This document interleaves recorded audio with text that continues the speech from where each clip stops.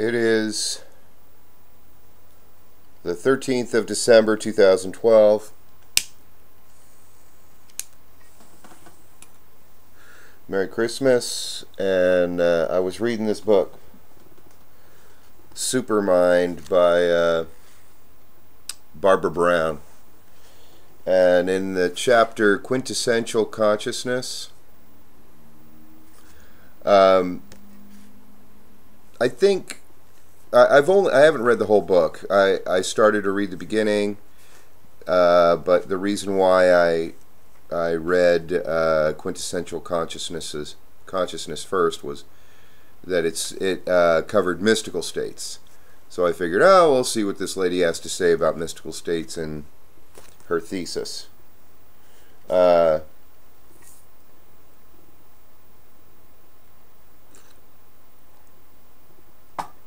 So, I think, from what I read, there are three basic, it moved me, and I thought one of my friends would be very, what I read, I thought he would appreciate. So, I ordered it into three basic states of consciousness, and I picked this up from her. I can't find exactly where I read it. I just want to get this out. I've been wanting to get this idea out for a few days. Because the way our conversation, my friend and I, Dave, the way our conversation unfolded, there were some analogies and examples that I gave that were related to other consciousness studies that we have done. And it all, I guess, boils down to who are we? What am I doing here? What's going on?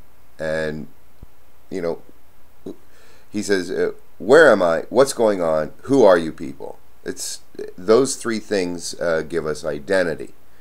We identify with the things that we recognize in the world, and yada yada yada. But three different levels of consciousness. I was explaining there's basically the herd state, which is the all too common everyday. And the all too common everyday consciousness is what we have been imprinted with, what our society and our times and our family tell us to behave like. And so those are all given unto us. So there's no personal thinking on our own except to do what we are told.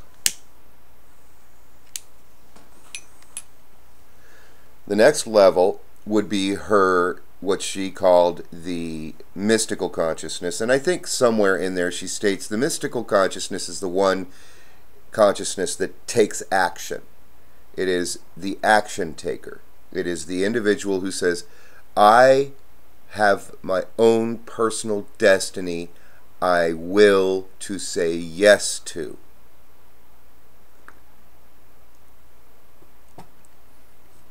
Now this is very different from the practical all too common everyday consciousness. And then the third state is the spiritual state. Now, from my studies, from my experience, the idea, the hypothesis I'm working with at this point is that the spiritual state is the state of the eternals, that which is eternal. And that which is eternal is not living, growing, and changing, but is always the same.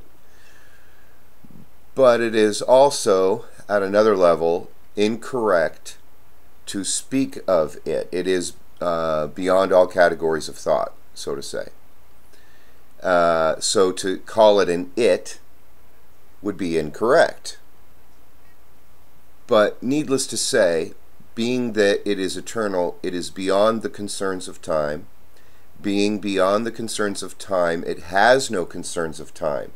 There is no beginning, middle, and end for the spiritual state. So someone immersed in the spiritual state of consciousness can self-immolate themselves, like the Buddhist monks had done in Vietnam.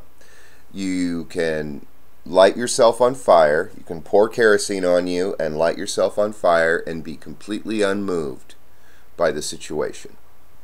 But there's a mix there. I was talking to another friend. He said, wait a second, everybody has all three of these consciousnesses. I said, that's exactly my point that I was talking to my friend Dave about. So I spoke to James and I spoke to Dave about this stuff. And I was trying to explain to Dave that it's very, very important for us to understand where we are coming from. Are we coming from the practical everyday consciousness? Are we coming from the mystic consciousness? The practical everyday just does what is they're told to do. The mystic consciousness says, no, I will my own destiny, and I say yes to it. And the spiritual state, as I was explaining, hypothesizing, that it says it's all fine. The world is all just fine exactly the way it is. People live, people die, they cry, they laugh. Such is as I am. There is no separation with the spiritual state. Everything is just fine. It's perfect. And the reason why is because they have no concerns of time. Since they have no concerns of time, there's nothing they need to get. There's nothing they're afraid of losing. There's nothing they need to gain. There's no fear of losing something. There's no desire to attain anything. And I was explaining to him, we need to know where we stand in time, so to say. That's a recurring statement that I keep telling him, because I feel in his mind there are all these possibilities simultaneous, but he's not necessarily detached from these possibilities. He's not observing these possibilities. He is experiencing these possibilities, and in that his experience of them, of these possibilities that he's experiencing, in that moment when he's sharing it with others, he is present in the experience of a possibility, rather than detaching himself from it, understanding who he's talking to, understanding what he's experiencing. Is he experiencing a spiritual state, a mystical state, or an all too common state?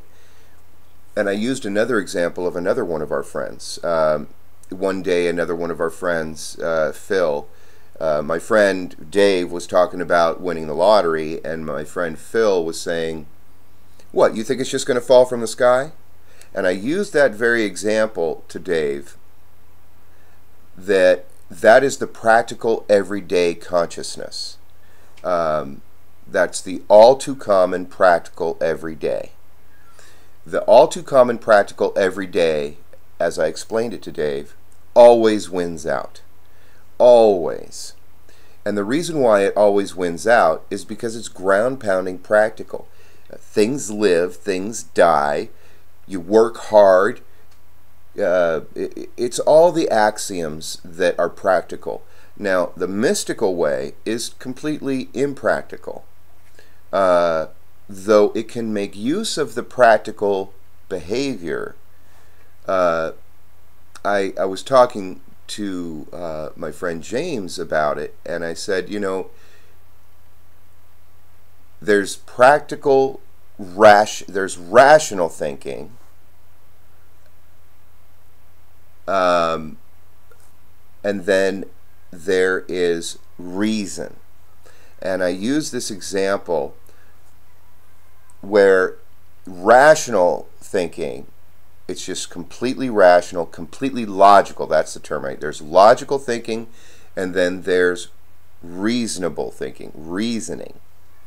And the way I was describing it in the moment for this practical everyday consciousness, this practical everyday consciousness uses logic, pure logic, to get on in the world. But this logic is not something that is theirs, it is something that is given to them. So the world around instills in them this logic. But in the mystical consciousness, the mystic, and I use the example of hitting your thumb with a hammer. I said, you know, if you're not, you can hit your thumb with a hammer and you can throw your hammer down, you say, forget this whole project, I hate this whole thing. But somebody who is building a house, for instance, they have a reason that they are hammering the nail. They may hit their thumb, but since they have this larger reason that is an a larger picture, a more important idea, a goal to be achieved of their own, they can overcome. They may not throw a fit. Now, my friend James is a practical guy, and he says, well, anybody would throw a fit. You can't just hit your thumb and not do anything about it. Well, yeah, that's the practical consciousness. But I was trying to share with him the idea that the mystic has a reason, and this reason informs their destiny that they will to say yes to. But then the spiritual state doesn't see any use for any of this stuff, or doesn't condone it either. It doesn't condone this behavior. It doesn't say yes to it or no to it. There's no yes or no to the spiritual consciousness. And this is where I think that Dave, my friend Dave, gets really confused. The vast majority of people on the planet are saying God is good. God does good things. The spiritual consciousness is good, and it's will bring great things and all this stuff. They're putting concerns of time on the spiritual, and I was explaining to Dave, we need to understand that where we're coming from and what we're trying to talk about, because if we don't know these different categories, then we could be speaking to somebody who is a completely logical, all too common practical consciousness about spiritual things which have are completely beyond all logic.